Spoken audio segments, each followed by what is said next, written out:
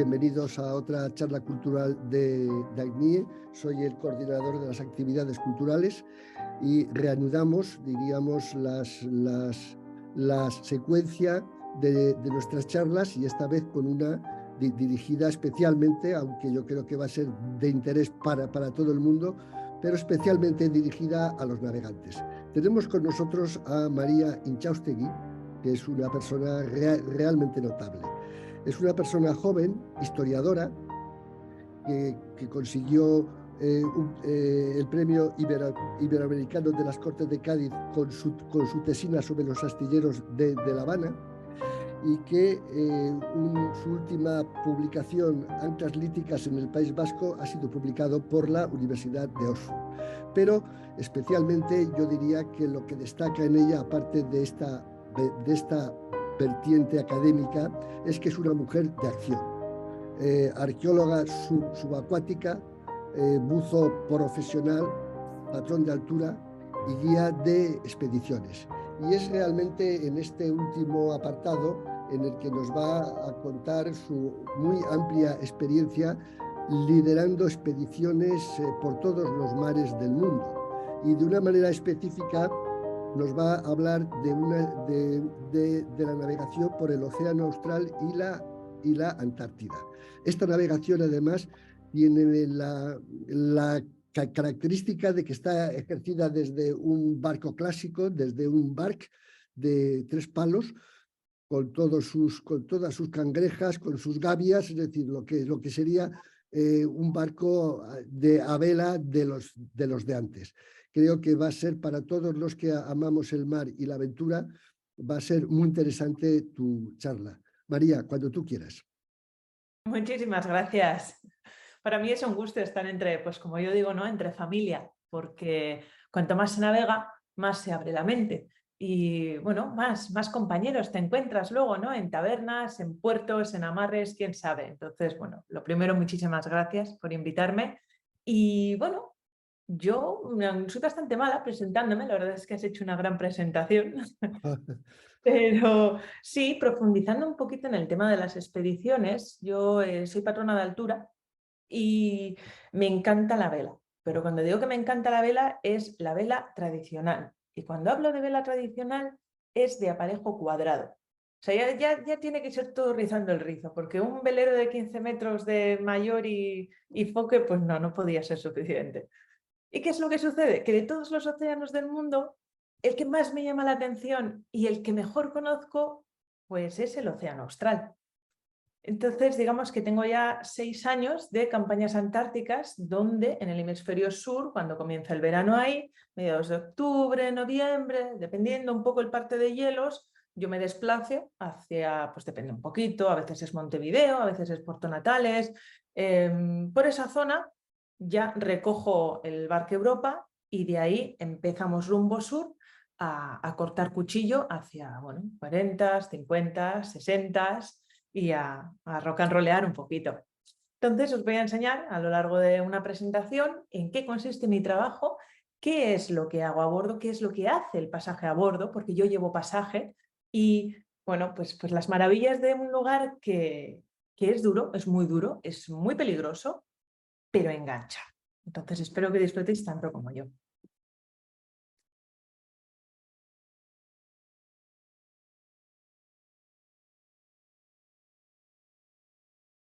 Esta es mi casa, el Europa. Muchos lo llaman bergantín, muchos lo llaman fragata, muchos incluso lo han llamado goleta, pero se llama Bark Europa. Y cuando digo bark es porque es un tipo de aparejo cuadrado el bark. Se aprecian 3 mástiles, de los cuales, a diferencia de la fragata, el tercero, el de atrás, no tiene aparejo cuadrado, es decir, no tiene las velas cuadradas. Tiene, disculpad un poco mi terminología náutica en este tipo de aparejo, porque es que yo solamente me lo sé en inglés, mi idioma de trabajo, y en holandés, que es la bandera de la compañía y el origen de la compañía. Por tanto, ando un poco despistada en cuanto a terminología náutica de este tipo de aparejo. Pero detrás, como iba comentando, tenemos lo que se le llama el spanker, la cangreja para vosotros, y luego el gaff, que es una especie de ayuda del spanker y que también sirve para estabilizar muchas veces. pero es una vela un tanto compleja, que hay que saber muy bien cómo izar y cómo, sobre todo, plegar. Como os iba comentando, el bark o el barco Europa es un barco diseñado específicamente para navegaciones duras, aunque al principio no tenía 3 mástiles, pero ya llegaremos a ello. ¿Qué es lo que hacemos a bordo del barco Europa? Bueno, pues llevamos clientes por todo el mundo, pero sobre todo por la Antártida. Y para ello hay que llegar al Océano Austral, que es, pues yo como suelo decir, ¿no? el patio de mi casa, donde navego más o menos unos 3 meses al año. El Océano Austral, afortunadamente, hace creo que un año o algo así, ha sido declarado por la National Geographic Society el 5.º océano de la Tierra. Ya es algo obvio, oficial. Faltan un par de confirmaciones por otros organismos, pero para nosotros, los que navegamos ahí, era algo que echábamos de menos. En primer lugar, porque sabemos que es algo muy distinto. Tiene unas características a niveles de corrientes, a niveles de vientos predominantes, porque si os fijáis bien en el mapa, si de algo carece es de masas de tierra, por tanto los vientos del oeste son tremendos los que hay ahí, genera un mar muy particular. A nivel biológico también se encuentran unas especies que no ves en ninguna otra parte del mundo. Y también porque, por otra parte, ese océano es el garante, es un poquito esa última barrera antes de llegar a la zona antártica, donde ahí vemos la famosa zona de convergencia antártica. Sabéis los que navegáis, ¿no? Y habéis hecho algún cruce del Atlántico, tenéis la zona de convergencia tropical, la intertropical, etcétera, etcétera. En la Antártida está la zona de convergencia antártida y eso se nota, pero se nota hasta el punto perfecto de medir un día la temperatura del agua, 8 grados, y cuando la pasas al día siguiente, cuando toca hacer la medición del agua, estás a 3. Y eso cambia mucho la historia. Por tanto, el Océano Austral es un lugar muy particular, es muy peligroso, pero también es maravilloso. ¿Se puede navegar a vela? Por supuesto que se puede navegar a vela. Es lo que hacemos nosotros, es lo que nos gusta hacer. Y además de manera tradicional, ¿no? El barco Europa es un velero que tiene 57 metros de eslora, tiene 4,7 de calado y 7 metros de manga. Por tanto, es un bicharraco bastante apto para las labores que le tenemos que acometer. No obstante, el casco, por supuesto, es de acero, creo que eso era bastante evidente, por favor, no penséis que es de madera. Pero fijaros, los que sois navegantes y dueños de barco, tenemos que hacer siempre 2 astilleros anuales. Uno lo solemos hacer después de la campaña antártica, que suele ser en Ciudad del Cabo generalmente. Nos pasamos un mes, mes y medio ahí, arreglando desperfectos. Otro suele ser ya en Zaandam, que es en Holanda, uno de los puertos base de la Europa, y ya suele ser en agosto, un poco antes de volver a iniciar, ¿no?, el cruce hacia el sur. Ahí es donde acometemos las labores más importantes. Y es fundamental, porque los que no seáis dueños de barcos sabéis que, aunque un barco está hecho para navegar, aunque navegue, se va cayendo a cachos. Hay muchísimo trabajo que realizar de mantenimiento e incluso cuando navegamos hacemos mantenimiento. Hay blocks, hay poleas y motones que tienen que ser reparados, que tienen que ser creados. Hay velas que se rompen y se rompen muchas veces y tenemos que saber coserlas a mano. Cuando no podemos usar la máquina de coser por mal tiempo, pues lo tenemos que hacer de manera manual y lo hacemos. También arreglamos las velas, las subimos, las bajamos, las moldeamos. Es una manera muy particular de navegar, pero a la vez es como si tú y el barco fueseis uno. Yo he pintado camarotes, yo he arreglado velas, yo he barnizado mástiles, los he engrasado. Ahí hay mucho sudor de mucha gente junta durante muchos años. El barco Europa fue votado hace 115 años. Era originalmente un barco faro del Mar del Norte, porque fue votado en Hamburgo para ser un barco faro. Era de los últimos veleros barcos faro que se votaron por el Mar del Norte. Pronto, la nueva tipología arquitectónica naval hizo que otro tipo de tipología de barcos desplazase a esos veleros.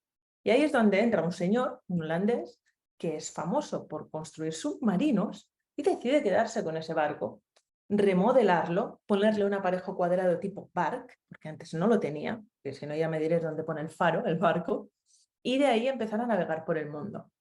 Y es lo que, bueno, yo desde hace 5 años realizo a bordo.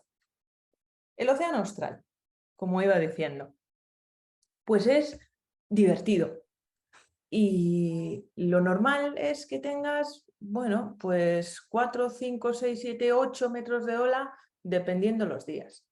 Una vez que te has acostumbrado a navegar por esos mares, no hay bajas presiones, ni altas presiones, ni tormentas, ni buen tiempo, ni mal tiempo. En realidad hay viento y mucho viento, y hay oleaje y más oleaje. Entonces, en función de eso, vas capeando lo mejor que puedes. ¿Qué sucede en cubierta cuando tenemos unas situaciones de oleaje, por ejemplo? Porque esta fotografía pues, es un día normal en la oficina para mí. Pues en cubierta tenemos lo que llamamos la piscina. Y como podéis ver, todo el aparejo queda sumergido bajo el agua. Si os fijáis, tenemos las líneas de vida que están ahí puestas estratégicamente y también con una pequeña cordada, porque esa cabullería que está colgando es precisamente la que permite mover las gavias. Son las que nos permite mover todo el mástil de un lado para otro y así poder ganar más ángulo de viento o reducir, ir un poquito más de ceñida. Digamos, esos tipos de cabos tienen que estar siempre disponibles para nosotros. En estas circunstancias de mala mar, solamente la tripulación profesional es la que sale a cubierta, los que sabemos realizar el trabajo. Vamos siempre con arneses equipados, pero sin guantes, porque es algo que estaba comentando con los directivos de la sociedad antes. Nosotros, los marinos de Europa, no podemos trabajar con guantes. Bueno, sí podemos, pero no queremos, porque perdemos sensibilidad. Y el cabo, si lo conoces, te habla mucho. Sabes cuándo está demasiado tenso, sabes cuándo le puedes agarrar un poco más, sabes cómo trabajarlo rápidamente, en condiciones sobre todo malas, que es quizás cuando más quieres proteger las manos, en realidad es cuando más necesitas que el cabo te hable y que haya una comunicación. He pasado muchas horas en ese barco y he pasado muchas horas en los barcos, entonces hablo de una manera muy particular sobre ellos. De hecho, desembarqué hace menos de 48 horas y me voy en 9 días otra vez a embarcar, así que no es que se me vaya un poco la anchoa, sino que sencillamente pues el barco es mucho más para mí que una mera embarcación. Entonces, como decía, el cabo te llama, el cabo te habla, te indica, navegamos sin guantes y bueno, pues nos metemos ahí a la batalla cuando toca. Por supuesto, también tenemos las líneas, como veis, a la banda, tenemos lo que son unas redes que hemos creado nosotros, es como la red de pesca, pero las ponemos a cada banda, porque ha habido veces que aunque estés enganchado con el arnés, el oleaje que te llega es tan grande, tiene tanta tonelada, tanta potencia, que literalmente acabas debajo del agua y te levanta de los pies. Y ahí ya, pues bueno, pues que sea lo que Dios quiera. Nunca hemos llegado al extremo de que digamos, te desplace hasta la red de seguridad. La red de seguridad, y que siga así, nunca ha sido realmente necesaria, pero por protocolo siempre la llevamos.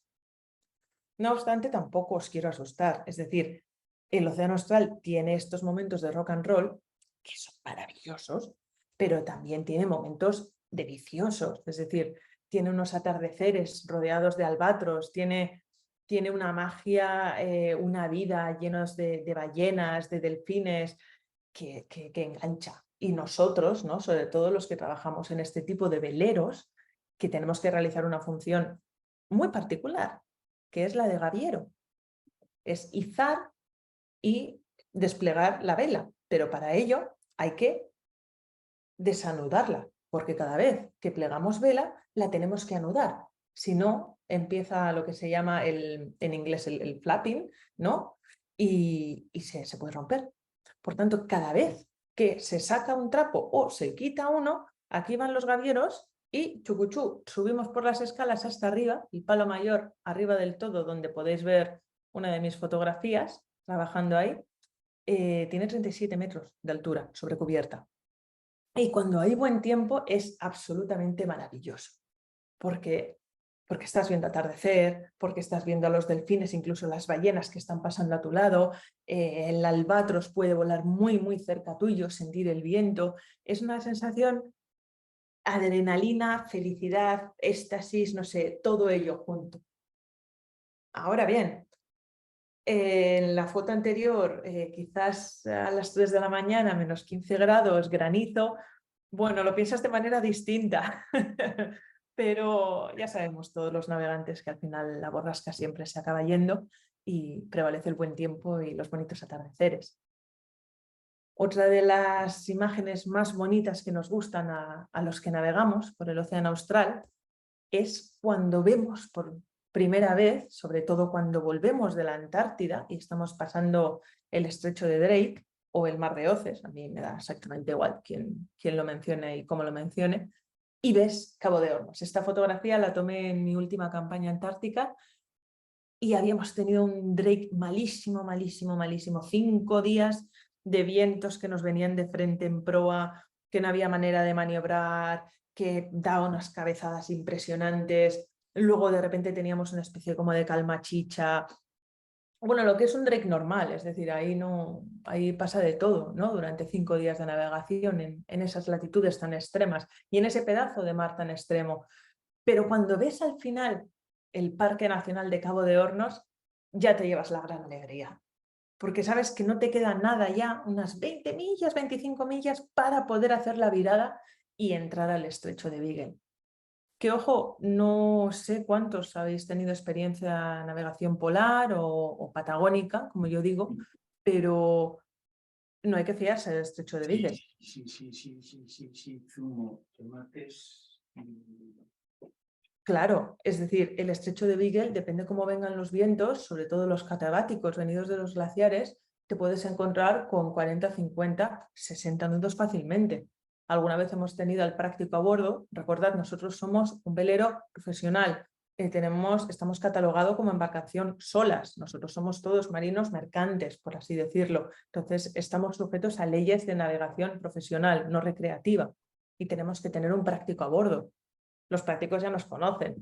Muchos no quieren ni subirse muertos a nuestra embarcación, pero otros la adoran. Y cuando suben, y sobre todo hay mala mar, ya suelen decir, mira que tenéis valor al venir aquí con 60 nudos hasta Ushuaia. Pero la navegación es parte del juego, ¿no? Incluso aunque sean en las aguas confinadas del canal de Beagle.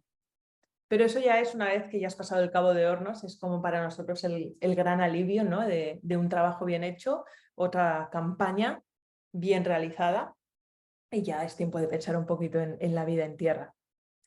¿Qué cosas se pueden ver cuando estás navegando en el Océano Austral?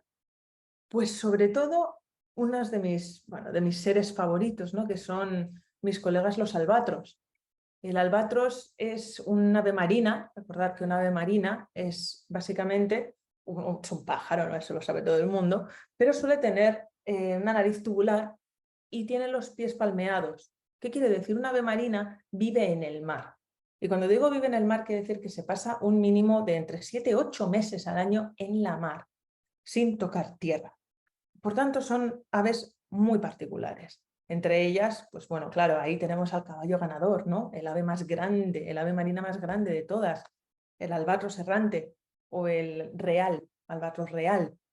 Esta es una imagen también que saqué en la última campaña. Teníamos a una pareja muy cerca, ¿no? Volando cerca nuestro, y son realmente espectaculares. No se aprecia ahora porque no se puede ver una comparativa, pero estos colegas pueden alcanzar de ala a ala 2,5 metros. Estamos hablando de un ave muy grande. Los albatros pueden llegar a vivir más de 75 años y pueden dar en un año varias veces la vuelta al mundo. Son aves realmente extraordinarias. Y para románticos como nosotros, sobre todo son aves muy místicas.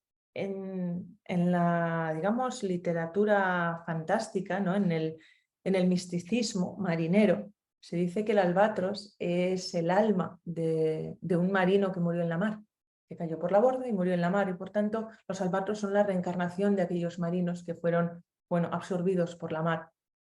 Ya se sabe, ¿no? Esto ya es común entre todos los marinos que da muy mala suerte disparar un albatros. Salen muchísimos poemas, en muchísimos libros, pero va un poquito más allá de eso. Y nosotros sí, somos marinos mercantes y conocemos muy bien los sistemas de radar y tenemos el convenio Marpol y etcétera, etcétera. Pero cuando tienes navegaciones largas, y cuando digo largas hablo de quizás 50, 60, 70 días sin pisar tierra, no puedes evitar que, pues por si acaso no, vamos a creer en este tipo de mitologías porque es que nunca se sabe. Al final yo creo que sin tanta conexión y sin tanta tecnología uno acaba pensando que se puede creer cualquier cosa. Pero sí, los albatros son seres que te puedes encontrar perfectamente en el océano austral. Son buenos indicadores de biotopo, pero lo que sí es realmente espectacular es cuando empiezas a ver cetáceos. Los cetáceos van todos a comer a lo que yo llamo el restaurante. Es la época austral, la época del verano en el hemisferio sur, en la Antártida, cuando todas las ballenas, sobre todo las jorobadas, pero hay de varias especies más, se van en grupos enormes, podemos hablar de 20, 30, 50 ejemplares al mismo tiempo, al continente polar a alimentarse. Es muy fácil verlas pasar, es muy posible que cueste identificarlas, en los que tenemos experiencia pues ya podemos identificarlas de manera más sencilla, pero si tienes un poco de paciencia y sabes trabajar con vida salvaje, como por ejemplo a mí me gusta mucho interactuar con ella, puedes encontrar momentos clave en los que, por ejemplo, ves a una cría que está aprendiendo a alimentarse con su madre en el continente antártico. Y ves cómo las barbas, ¿no?, se van hinchando y cómo pues, puedes obtener, digamos, momentos mágicos inigualables como estos. Pero lo importante relacionado con la navegación no son los bichos. Los bichos están muy bien, a todos nos gustan. Lo que realmente puede ser un problema es el hielo.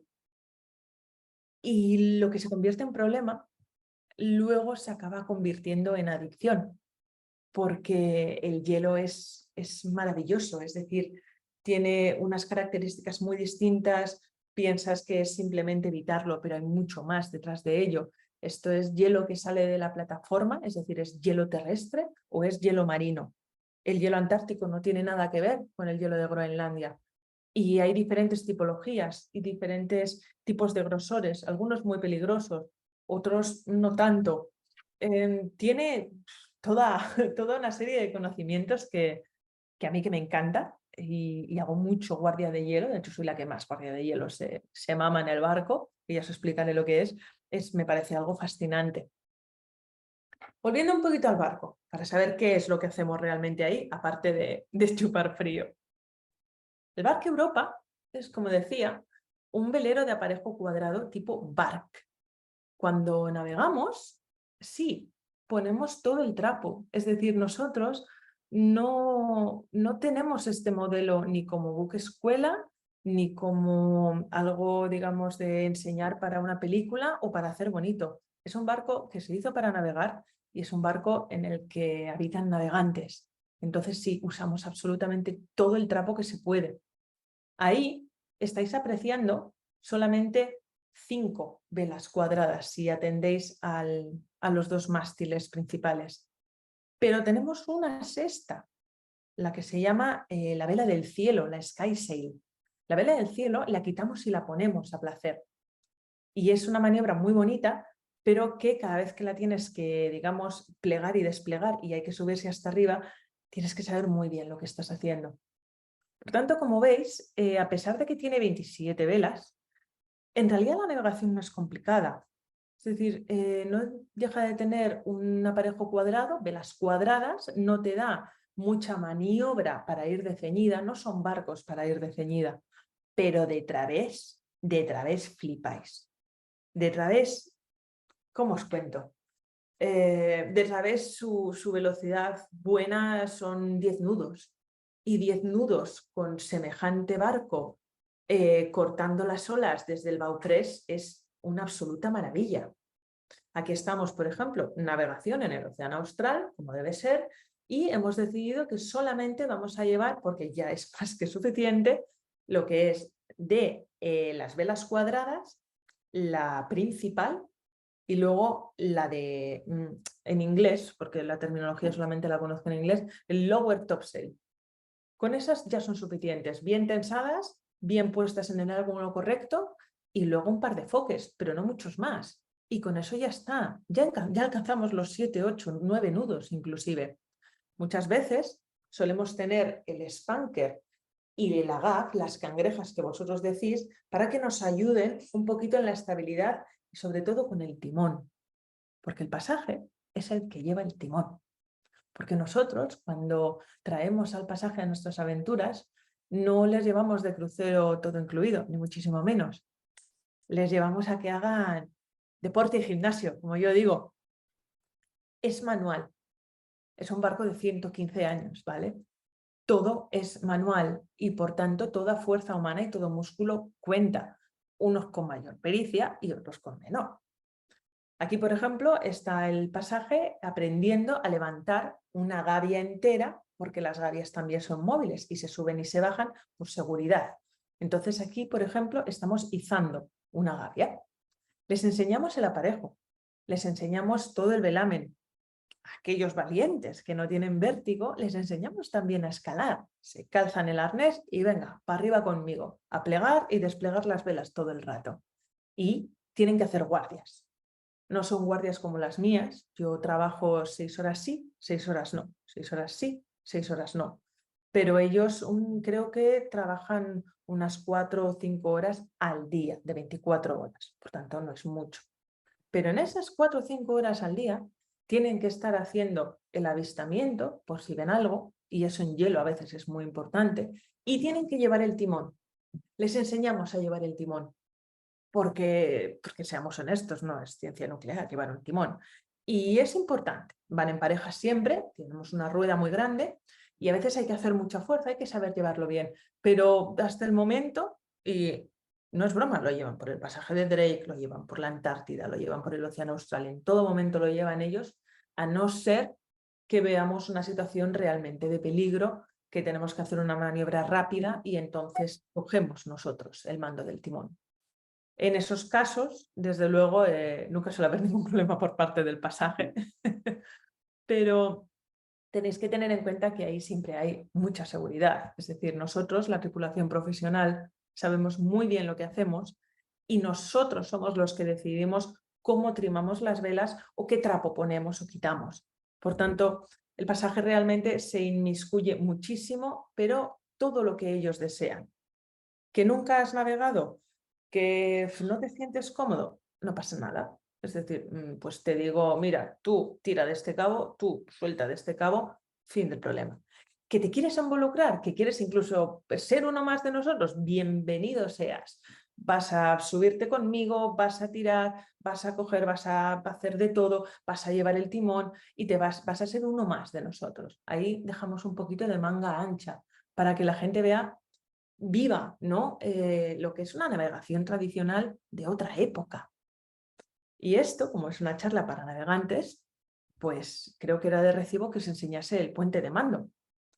Este es nuestro puente de mando, en el cual se aprecia que, bueno, pues están los dos motores, tenemos dos motores, ¿no? Que por supuesto, pues nos llevan en cualquier caso de absoluta necesidad. Intentamos usarlos lo menos posible, pero hay zonas, sobre todo en la Antártida, que por peligro de hielo no es seguro ir a vela. Entonces, plegamos todas las velas, las recogemos y seguimos a motor. Tenemos el radar, tenemos en las dos bandas necesarias, tenemos también lo que son las cartas náuticas electrónicas y también tenemos cartas náuticas de papel. Porque en realidad en la Antártida hay poca carta cartografiada. Hay muchísimas zonas que los institutos hidrográficos no han considerado que merezca la pena cartografiar y no les falta razón. Respecto a esto, pues estamos bastante dolidos porque, bueno, es mi opinión personal y también de la compañía, ¿no? Creemos que las cartas hidrográficas del Almirantazgo Británico son de una calidez exquisita y de hecho yo siempre uso Almirantazgo Británico. Me gustan, no digo que las españolas sean malas ni muchísimo menos, pero es mi opinión personal. Me gustan mucho las británicas. Han decidido que no van a publicar más en papel, creo que es a partir de 2020 algo, en unos años. Y creo que es una pena, porque creo que la navegación cada vez está siendo más electrónica y se está perdiendo el romanticismo. Yo fui a la Vendée Globe, no sé si sois fanáticos de las regatas, yo era muy fanática de la Vendée Globe. Yo fui a Les Sables d'Olonne a ver a Jean-Luc Van der Heijden, uno de mis grandes ídolos náuticos, a verle llegar. Yo estuve ahí porque me pareció un auténtico artista poder hacer una circunnavegación solo con el sextante, sin ningún tipo de, digamos, aparato extra tecnológico. Yo navego de esa manera. A mí me gusta usar el sextante, me gusta tomar la meridiana, me gusta usar la carta de papel, apuntar cada media hora, me gusta, ¿no? Me gusta mirar mucho el parte meteorológico que tengo a la vista, porque, bueno, aparte de que los partes también se confunden, una cosa es lo que te dice el parte meteorológico de previsión general, pero vamos a ver, si tienes un grupo de cumulonimbus enormes como casas que se están juntando todos y parece que empieza a haber una carga enérgica interesante, por mucho que el parte te diga que no va a haber tormenta, lo tienes enfrente de tus ojos y tienes que saber leer. Y para saber leer esas cosas hace falta mucho tiempo, mucha observación y mucha paciencia. Y hoy en día, con la tecnología, creo que eso es algo, sobre todo generaciones, mi generación y sobre todo las más jóvenes, carecen o carecemos. Por otra parte, vuelvo a repetir, nosotros somos un barco profesional que lleva pasaje, por tanto, tenemos que llevar todas las medidas de seguridad por duplicado y, por supuesto, hacer uso de la tecnología porque es realmente necesario. Una cosa no debe excluir la otra. Ahora bien, ¿cómo es el puente de mando en el Europa cualquier día? Pues es más o menos así. Aquí estábamos un poco con el protocolo anti-COVID, así que por si acaso la primera semana todos llevábamos mascarillas. Lo consideramos bastante inútil teniendo en cuenta que fuera pues hacía creo que menos 5 grados y como veis estamos en medio de una borrasca un tanto interesante, pero bueno, sí son las órdenes, son las órdenes. Así estábamos capeando el temporal en plena realidad holística del océano austral, pero si los que estaban dentro se estaban mojando, los que estábamos fuera nos lo estábamos pasando todavía mejor. Esa mole de agua también me empapó entera. Estas fotografías yo no las saco con la Canon, estas fotografías yo las saco con la GoPro, porque como podéis imaginaros, en cuanto estoy sacando fotos luego tengo que agarrarme a lo que puedo. Pero estáis viendo que seguimos trabajando, porque hay que navegar y hay que trimar las velas, lo justo. Es decir, no vamos a ponernos a hacer tonterías ahora de vamos a cambiar tal foque o vamos con el trapo justo, el necesario y sabiendo muy bien lo que estamos haciendo. No nos ponemos en riesgo por ponernos en riesgo. Estamos en zonas en las que no podemos perder manos. Una pequeña herida puede infectarse rápidamente porque trabajamos con las manos desnudas y hay que cuidar a los compañeros. No solo porque hay que cuidarse lo mismo, ¿no? Por supuesto, sino porque uno, no te pueden repatriar ni puede haber una operación de salvamento y rescate rápida. Dos, porque vamos a perder a un compañero. Y ahora es cuando la gente se suele sorprender. Nosotros por guardia estamos entre 3 y 4 personas. Es decir, que y generalmente en mi guardia, porque yo tengo ya experiencia, estamos para todo el aparejo, yo y 2 marineros. Y entre los 3, cuando hay mal tiempo, como en esa fotografía, pues la guardia se nos pasa súper rápido. Y luego nos vamos al camarote empapados, mojados como ratas, pero dormimos estupendamente, aunque haya una inclinación de escora absolutamente surrealista, porque estamos realmente agotados. Entonces, pues tiene su punto positivo, ¿no? Hay que buscarle lo positivo al asunto. Como siempre, cuando luego llega el buen tiempo, pues las cosas son más agradables y es todo más bonito. Y esta es la última foto que he incluido así rápidamente en la presentación, hace nada, 10 minutos antes de comenzar, porque estas son las velas más bonitas que podéis ver en el Europa, las studding sails, o lo que yo le llamo los faldones, cuando engalanamos al Europa. Son unas velas pequeñitas que ponemos a ambas bandas cuando tenemos todo el trapo, hay muy poco viento y queremos más. Y entonces a ambas bandas tenemos que coordinarnos muy bien, subimos y bajamos literalmente desde cubierta ese tramo. Podemos llegar a alcanzar medio nudo más de velocidad con las Stadin 6 y es realmente precioso verlas. Pero ya, vuelvo a decir, eso es yo y mi amor por la navegación tradicional. Bueno, ¿qué sucede cuando llegamos a la Antártida, ¿no? ¿Qué pasa cuando la Europa llega a la Antártida? Pues que, bueno, para empezar es un elemento fotográfico precioso, ya no solamente el mismo, sino tenerlo desde detrás.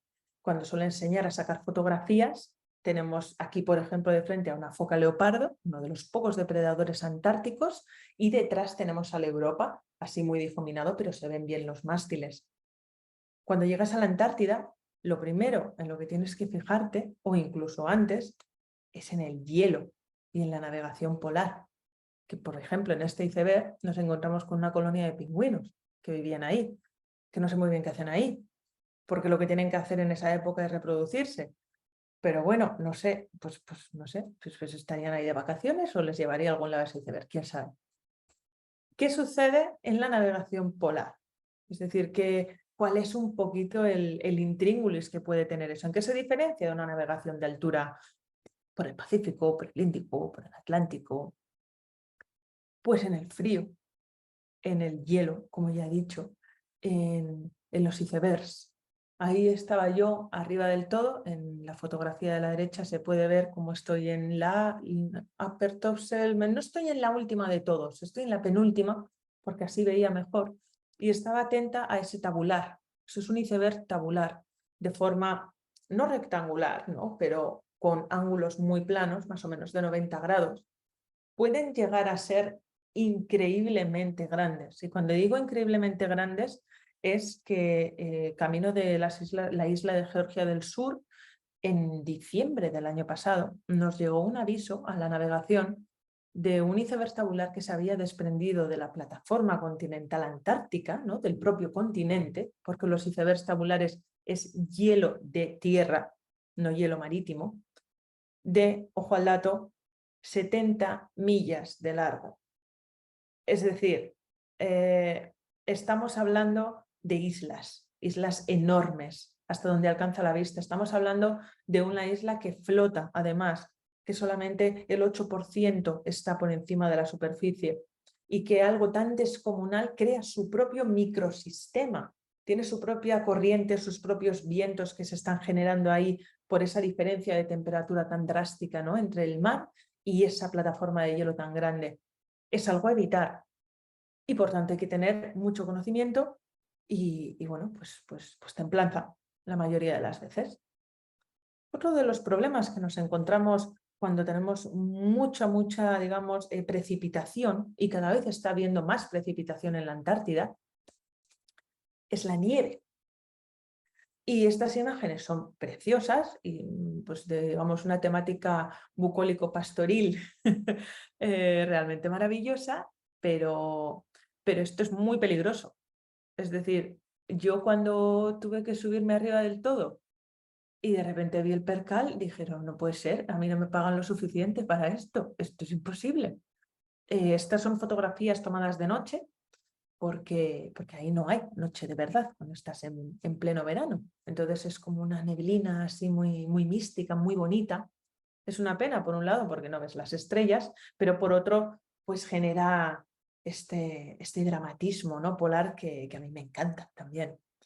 Hay que tener muchísimo cuidado cuando subes al aparejo, pero también hay que tener muchísimo cuidado cuando empieza otra vez el día a deshielarse. De hecho, en una de las campañas hace unos años tuvimos la mala suerte de que un témpano de hielo del aparejo le cayó a la cabeza de quién y al doctor a bordo. Entonces, bueno, pues le tuvimos que coser la brecha que tenía del témpano de hielo al doctor. Justo el único que no tenía autorización para lesionarse.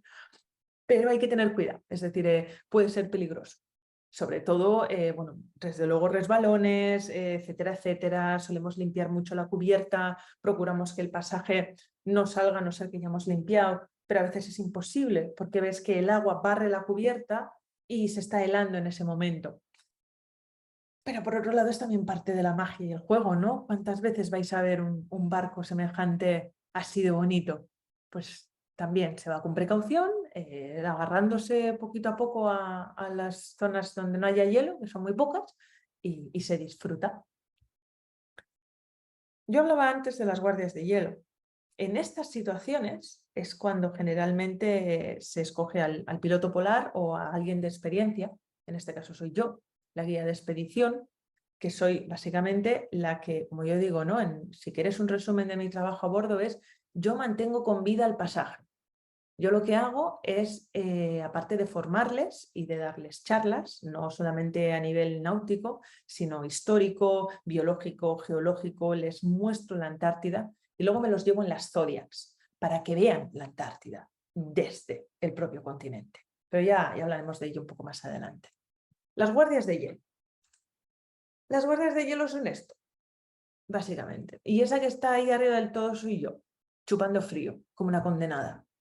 Y esa es María con un VHF, con un termo con café, porque ya me conozco muy bien la jugada, tengo todo el aparato bien, tengo todo mi material ahí bien organizado, en cuanto me llaman, 7000 capas, y se sube arriba a lo alto de, pues depende un poco, ¿no? Del trinquete o del mayor, cómo lo puedo ver mejor, y voy indicando por dónde pasar, o por dónde puedo ver que haya un paso más seguro, porque no se ve desde cubierta. Y si aquellos que nunca habéis navegado en el hielo, si ponéis el radar, no sirve para absolutamente nada, porque no deja de ver un montón de puntos, ¿no? Está todo lleno de hielo, se refleja además muchas veces el reflejo con el reflejo, hay unos ecos ahí que pueden ser mentira, por tanto no te puedes fiar nada del radar en cuanto al hielo, es complicado, pero es muy bonito, porque entonces tú te subes arriba, llevas los prismáticos, el termo, muy importante el termo, ahí sí llevo guantes, ahí sí que llevo guantes, y el VHF. Entonces le voy indicando. El capitán, por ejemplo, pues me va a decir, Eric, ¿no? Es con quien más yo suelo trabajar, mi querido Eric. Me dice, pues María, mira, tenemos que ir, yo qué sé, 270 grados a estribor, porque tal, porque queremos llegar a la isla X. Yo conozco muy bien la geografía, conozco muy bien hacia dónde queremos ir, ¿no?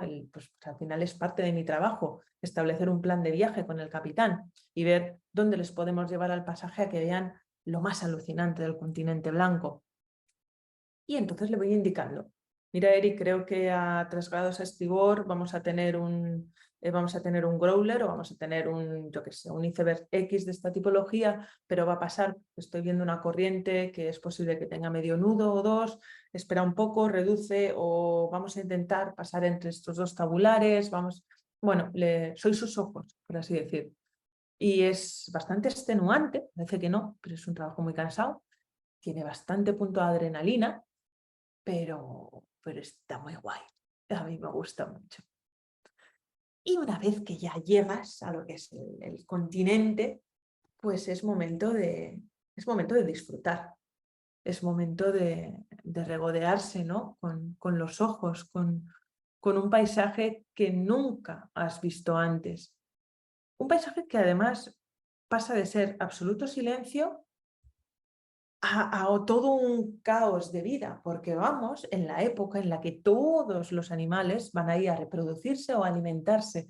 Y entonces te empiezas a encontrar pingüinos, te encuentras ballenas cantando, las escuchas, todos los pajarillos que vienen también a alimentarse del krill, ¿no? Al final es el krill la clave de todo ese ecosistema polar. Y están ahí pues de jauja. Entonces pasamos muchas veces de un silencio sepulcral místico a una especie como de algarabía fabulosa, el festín de los animales del krill. Luego está digamos, mi debilidad en cuanto a hielo, que son los glaciares. Esos son glaciares, es decir, no hay un Perito Moreno o cualquier otro glaciar en el mundo que se pueda comparar a lo que es un glaciar antártico, porque hablamos de kilómetros de altura y cientos de kilómetros de largo y de ancho. Desafortunadamente, el cambio climático está afectando muchísimo al continente antártico, pero hoy no vamos a hablar de ello. Simplemente vamos a disfrutar de estas fotografías en las cuales pues los reflejos, las montañas, son pues maravillas que yo al pasaje les llevo. Les llevo en la Zodiac, muchas veces solamente puedo llevarles paseando por ahí, no podemos desembarcar, pero muchas otras desembarcamos. Y entonces subimos a las montañas, me los llevo por los glaciares, me los llevo a ver las pingüineras, busco focas y bueno, pues los tengo más o menos, si hay buena meteo, 4 horas por la mañana, luego volvemos al barco a comer y 4 horas por la tarde. Conmigo, es decir, Antártica se ve, eso no falta. Y una de las cosas que más me gusta ir a lo que yo llamo a cementerios de icebergs, ¿no? Los cementerios de icebergs son zonas que no están catalogadas, las tienes que conocer, pero son espectaculares porque son bahías en las cuales, si tú conoces la orografía y la geografía marina de la Antártida, las corrientes empujan a icebergs muy grandes, pero no hay fondo. Y entonces se embarrancan y poco a poco pues se van hundiendo ahí, ¿no? Se van, digamos, pues que melting, ¿no? Se va poniendo todo en agua líquida, por así decir. Y es donde yo suelo aprovechar para hacer todos los cruceros en Zodiac o en las barquitas. Aquí, por ejemplo, se me puede ver, para que me creáis, ¿no? Que todo esto es verdad, lo que os cuento. Y aquí estoy llevando, por ejemplo, al pasaje en el bote de rescate, que me gusta mucho, es Lupi, y les estoy llevando, les estoy enseñando la grieta magnífica que tiene ese pequeño iceberg, ¿no? Pues creo que son 30 metros de grande que era ese, y los llevas por ahí. Tienes que tener mucho cuidado cuando estás navegando en Zodiac o bueno, cerca de este tipo de icebergs y también de glaciares, porque no sabes hasta qué punto puede haber un colapso y pueden caer. Por tanto, es muy bonito, pero tienes que tener la mano ágil y rápida para saber trabajar rápido con el motor.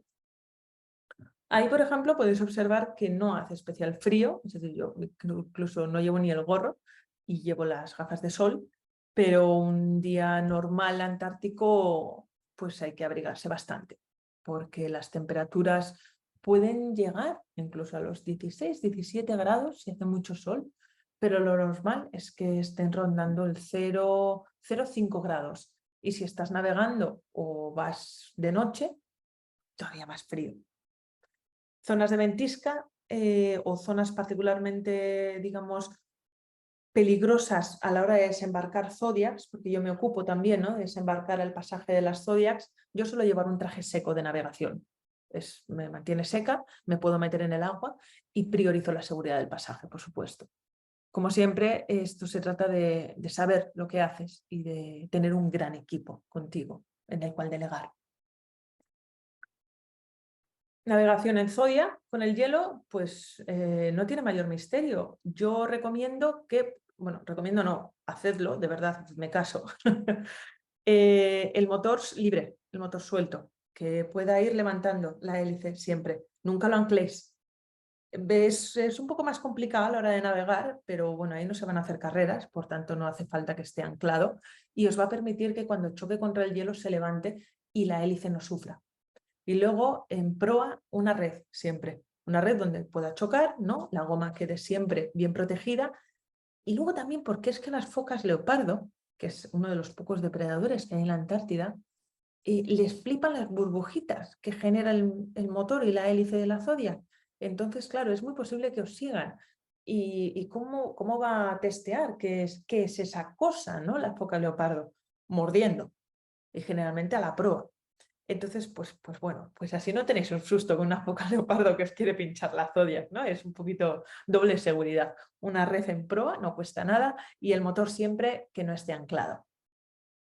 Y ya, pues para ir finalizando, os voy a poner un par de imágenes del absoluto protagonista, ¿no?, de la Antártida, porque para eso la gente viene a verlos. A los colegas pequeñitos, los pingüinos, que son buenos, son muy graciosos, son muy patosillos. En el agua son auténticos torpedos. Cuando voy en otra compañía, yo trabajo también para National Geographic Expeditions, de hecho ahora estoy trabajando con ellos, y en esos barcos, esos son rompehielos impresionantes, eso es la historia, no tiene nada que ver con la navegación a vela, pero ahí yo voy como especialista subacuática también y ahí me los llevo a bucear. Buceando en la Antártida ves a los pingüinos Y ahí ya no piensas ni que son cookies ni que son patosos. Ahí les ves en pleno potencial y es impresionante verles como auténticas balas.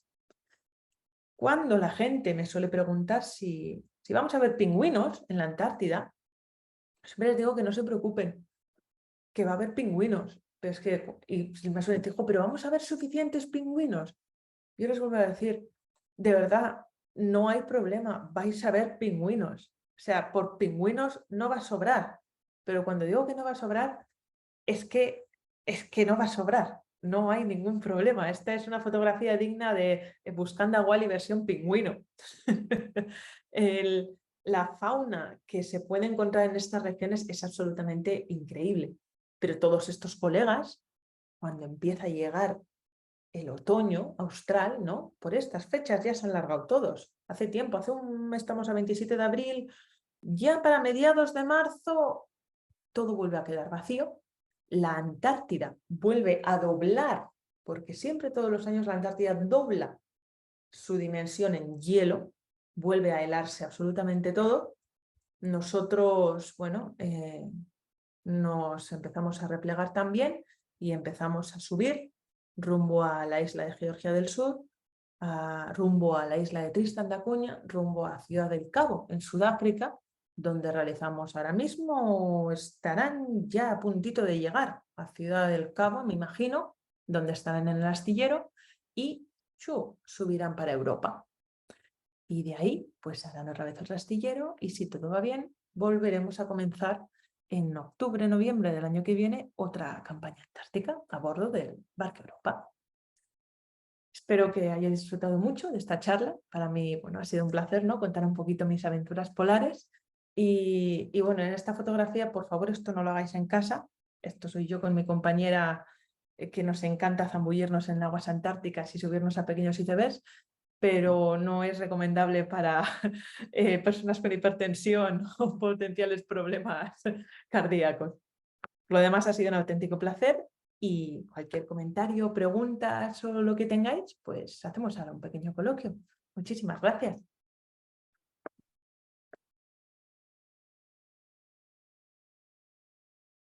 Muy bien, muchas gracias.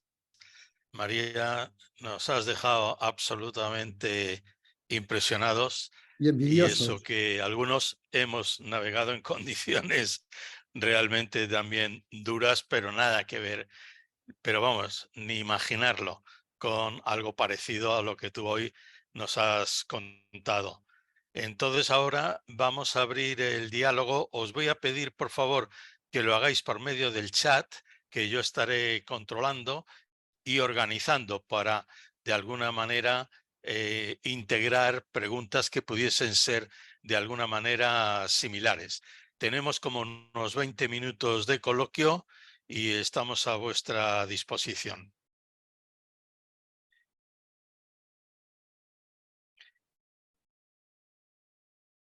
Me llega aquí por WhatsApp. ¿Cómo llegaste tú a la Europa? ¿Les buscaste tú? Preguntan, ¿o te buscaron ellos a ti? Fue lo segundo. Ah, sí. Sí, el mundo de la guía de expedición era un mundo desconocido para mí. Yo trabajaba yo me dividía más o menos 6 meses trabajando en proyectos de arqueología subacuática o de historia naval y otros 6 meses de patrona privada, ¿no? de veleros, etcétera, etcétera. Y de repente pues bueno, la historia es graciosa. La Europa buscaba un guía de expedición fuera de lo normal. Es decir, generalmente suelen ser biólogos marinos, geólogos de ciencias naturales. Y dijeron, estaría muy bien integrar en el equipo a un historiador, alguien que sepa, teniendo este barco, alguien que pueda contar cosas pues, con un poco más de perspectiva, ¿no? Académica, náutica. Y resulta que de unos congresos, porque al final los historiadores navales y arqueólogos subacuáticos, pues somos 4 y un tambor, en los congresos nos conocemos todos.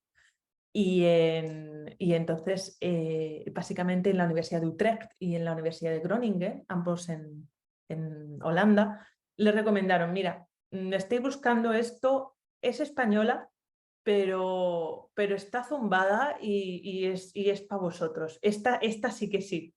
Entonces me llamaron.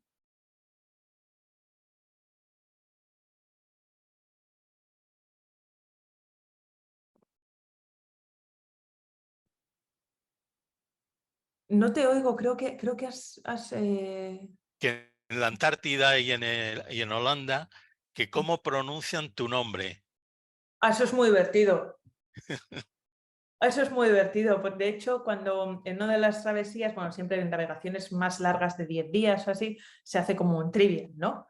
Y es pregunta, o sea, obligatoria, ¿cómo se pronuncia el apellido de la guía de expedición? Les cuesta, pero es divertido. Al final se queda siempre como un juego. Muy bien.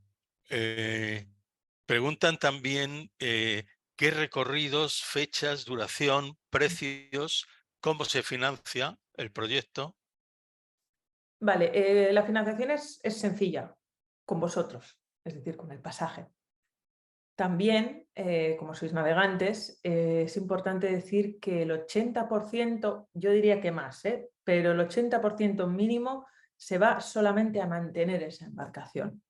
No voy a dar datos, porque no viene al caso, pero digamos que yo cada vez navego menos en el Europa y más en National Geographic porque los salarios son muy bajos. Es decir, al final cuesta tanto mantenerlo, hacemos por pasión y nos encanta, pero también hay que pagar facturas. Entonces, los precios creo que son bastante competitivos, no es algo que yo lleve. Hay un requisito fundamental para venir con nosotros. Hablamos en inglés. Hay que saber inglés. No hay que saber perfecto, pero hay que saberlo, porque todas las órdenes, seguridad en la navegación, absolutamente todo va a ser en inglés. ¿Sabéis inglés? ¿Os interesa? Fantástico. Os metéis en barqueuropa.com y ahí salen todos los viajes, toda la información. Las chicas de la oficina son impresionantes.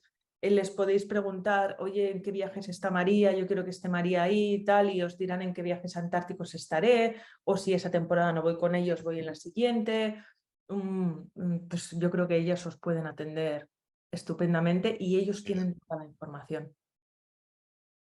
¿Hasta qué latitud soléis llegar durante la ruta antártica? Pues lo tengo apuntado. No siempre llegamos tan abajo porque el hielo ya empieza a ser bastante denso y complicado y en realidad no hay mucho más que ver. Según más abajo llegas, menos encuentras, la vida ya no está. Entonces, pues no es más, es decir, quien se quiera poner un pin, ¿no? Pues para decir que ha llegado ahí, pues bienvenido sea. Nunca hemos llegado más allá de la 68, por ejemplo. Nos quedamos en la 67, pues yo qué sé, 70 y algo una vez, así. Pero no hemos pasado de la 68. ¿Y cuántos son de tripulación y cuánto pasaje? ¿Cuál es la capacidad máxima? Creo que tenemos una capacidad de pasaje solamente de... No llegamos a 40 personas, o quizás 43. El grupo es reducido. Eso me gusta mucho, me permite establecer una relación muy buena, ¿no? Con muchos pasajeros son buenos amigos míos. Entonces eso te permite trabajar muy bien, ¿no? Hacer una experiencia muy bonita para todos. Y de tripulación en un cruce, porque claro, también se venden todos los cruces, etcétera, etcétera. Creo que en un cruce andan por 12, 15, pero en la Antártida solemos andar por los 17, 18, de los cuales hay que empezar a contar capitán, primer oficial, fuera, luego cocinero, ayudante de cocina, el barista, que bueno, es el que atiende el bar, pero limpia, está un poco con las lavadoras, digamos un poco el que gestiona el tema camarotes, tenemos el ingeniero, el maquinista, como se dice en castellano, maquinista, tenemos al segundo de máquinas y luego ya tenemos los guías de expedición, que los llevo yo, que solemos ser 3 o 2, dependiendo un poquito, y luego marinería. De marinería nos hemos quedado en 6 personas, no te creas que mucho más. Preguntan que si alguna vez te has llevado un gran susto, que si habéis tenido un accidente grave alguna vez. Joder, pues nos dio un rayo. ¿Cómo te quedas? Nos dio un rayo ahí, en el palo de Mesana, ¡fa! En toda la electricidad, yendo hacia la isla de Georgia del Sur, inicio de campaña, además después del COVID, que decimos, venga, empezamos, va, qué bien, tal, el pasaje emocionado, todo maravilloso, camino, pasábamos, todavía no habíamos llegado a las Malvinas, estábamos de camino de las Malvinas, y en medio de la noche, ¡pah! ¡Hala! Zambombazo de rayo. Eso nunca me había pasado, fíjate, y no creo que me vuelva a pasar. ¿Alguna vez has llegado a pasar miedo? Sí, todos los días. No, y quien me diga que no tiene miedo, no querría ir con él, porque el miedo es importante, porque el miedo te mantiene alerta, el miedo te hace que no cometas errores, no el miedo desorbitado, es decir, no, el pánico no lleva a ningún lado, si tienes pánico no me sirves. Pero sabes, ¿no? Ese momento en el que dices, vale, sé cómo van las cosas, pum, pum, pum, pero no me puedo caer, no puedo cometer un error, no es el momento de hacer el tonto. El miedo te permite esa fase de alerta. Aparte del inglés que has dicho como requerimiento, ¿qué tipo de entrenamiento previo se requiere? No, vosotros nada, vosotros solamente pues estar sanos, pero ya está, no hace falta absolutamente nada más, absolutamente nada más. Otra cosa distinta es qué entrenamiento realizo yo, porque yo tengo que cuidar de vosotros, porque vosotros sois mi responsabilidad, porque yo desaparezco con vosotros y yo me meto dentro durante 4 horas a caminar por ahí. Entonces yo sí, es decir, cuando estoy embarcada estoy trabajando, entonces ahí físicamente me mantengo bien, pero cuando estoy aquí desembarcada, rutina de gimnasio, rutina de deporte, hay que estar en forma. La tripulación profesional. ¿Cuánto tiempo? Yo creo que ya lo has citado, pero ¿estás vinculada con el proyecto del BARC Europa? Repíteme otra vez la pregunta. No, ¿cuánto tiempo llevas con el proyecto de BARC Europa? Llevo 5 años. Y preguntan qué otras experiencias has tenido antes de esta. ¿A nivel náutico o a nivel de expedición? Pues la pregunta se escueta. Yo supongo que debe ser experiencias de alguna manera marineras, ¿no? Bueno, pues soy patrona de altura, me encanta la vela, pero también me gusta el motor. He trabajado mucho y de vez en cuando sigo trabajando en offshore, en barcos de offshore, sobre todo en cableros y en también plataformas eólicas. Me gustan mucho. No como oficialidad, es decir, yo el puente ya lo dejé en su momento porque al ser arqueóloga y también tener la titulación en inglés se llama Maritime Mammal Observer, observador de mamíferos marinos, yo me encargo de que todos esos trabajos subacuáticos cumplan en aguas territoriales los protocolos tanto medioambientales para que cuando ellos lanzan con unos decibelios muy potentes sus operaciones no alteren el cerebro de los cetáceos porque los pueden fundir y que también no pasen por ningún yacimiento arqueológico. Es decir, vigilo un poco esas cosas en plataformas offshore. He sido durante bastantes años también patrona privada. Me encanta, aún lo sigo haciendo de vez en cuando porque es que me encanta hacer deliveries, hacer traslados de barcos. Tengo una red clientelar ya sólida, bastante potente y yo creo que llevo, pues a lo tonto, el otro día miré mi cartilla marinera, tengo 34 años y creo que me he pasado unos 7 ya en total en la mar. Es decir, de meses de mar, no 7 años navegando, sino 7 años enteros en la mar. Partecita más tengo. Preguntan también cuánto dura normalmente cada expedición y cuáles son los puntos de embarque. En el Barque Europa, el punto de embarque suele ser los viajes cortos Ushuaia. Los vuelos no están incluidos, pero en ningún viaje antártico los vuelos suelen estar incluidos, ninguna compañía te lo suele dar. Suelen durar 22 días, porque nosotros tardamos 5, más o menos. Un buen Drake son 3 días, un Drake un poco regulero son 5 días, ir y volver. Por tanto, tienes que quitar 10 días. Y luego yo quiero que tengas mínimo de 10 días en la Antártida. Entonces 22. Y luego tenemos los largos, que es el primero siempre, Montevideo, Malvinas, Georgia del Sur, Antártida, por ejemplo. No estamos tanto tiempo en la Antártida, pero puedes ver las Malvinas y puedes ver Georgia del Sur. Suelen andar por los 40, 50 días. Y luego el famoso Cape to Cape que hacemos de cabo a cabo, que vamos de Cabo de Hornos, Antártida, Georgia del Sur, Tristan da Cunha, Ciudad del Cabo, desembarcamos en Sudáfrica. En National Geographic, ¿qué es lo que haces exactamente? Pues más o menos lo mismo, pero de otra manera. Yo trabajo también para Lindblad Expeditions o National Geographic Expeditions, porque son socios. Es una compañía de expediciones norteamericana. Y este es otro concepto. Esto es la expedición de lujo.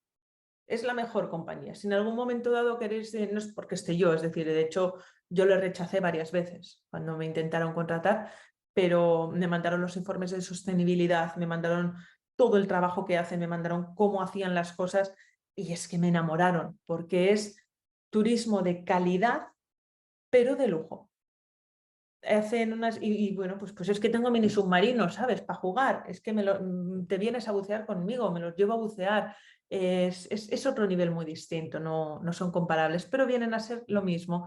Expediciones, me voy ahora al Báltico con National Geographic, vamos a circunnavegar todo el Báltico y hay pues todo tipo de tours culturales, también de expediciones, luego bajaré a la Antártida con ellos también. Es muy posible que haga una circunnavegación por Japón con ellos. ¿Que queréis información de ese otro aspecto? Podéis escribirme, ¿no? Suelo andar por redes sociales. Inchaustegui es un apellido bastante particular. Y si no, podéis siempre contactarles a ellos y decir, oye, mira, que quiero hacer el pasaje del noroeste. El año que viene hago el noroeste con ellos. Y es espectacular. ¿Alguna vez se ha rajado algún pasajero diciendo que se quería bajar, aunque no pudiera? Pues creo que varias veces, todos los días, sobre todo al principio. Claro, en el Europa, en el National Geographic no, estamos hablando de grandes barcos con estabilizadores, de hecho no tienen ni timón, van por posicionamiento dinámico, es una pasada. Pero en el Europa, claro, de repente tú sales del Beagle y no has nadado nunca y tienes 8 horas de relativa calma, si eres afortunado, y ahí enseguida, en cuanto ya hacemos la virada para salir, ¡cabum, cabum! De 0 a 100. Pero una cosa es cierta, a la vuelta la gente se enamora y le encanta estar en cubierta. Muy bien. Bien. Bueno, pues yo creo que hemos cubierto ampliamente. Eduardo, te devuelvo la palabra. Nada, y simplemente agradecer a María. Yo creo que ha sido absolutamente apasionante y muy ilustrativo. Es muy difícil para los que somos de casi secano llegar a entender, pero las fotos y tu pasión en el tema, pues nos llevan a decir, a mí me gustaría hacerlo, a mí me gustaría hacerlo. Otra cosa es que hace falta tener unas condiciones, yo creo que muy especiales para hacerlo. Pero ha resultado una charla estupenda, tanto por el entorno como por la pasión que tú transmites en ello.